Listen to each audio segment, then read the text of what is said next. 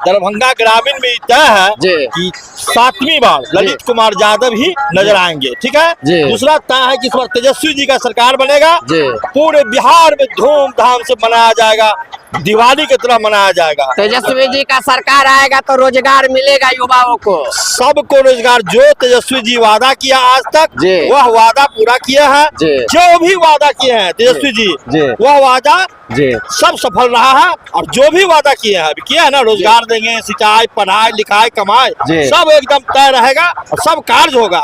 और हमारा ललित कुमार यादव जी एकदम कम से कम 40,000 वोट से इस बार चुनाव जीतेंगे। आप देख सकते हैं लगातार अभी हम दिखाएंगे विधायक जी को भी, जो अभी लगातार रैली निकाले हुए हैं।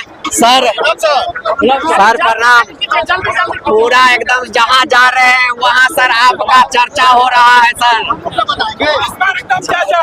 जी जी समझो ना, आगे एकदम जय जयकार, जय जयकार होगा। जी जी आगे आओ ना, आगे आओ, आगू जाओ जल्दी जाओ।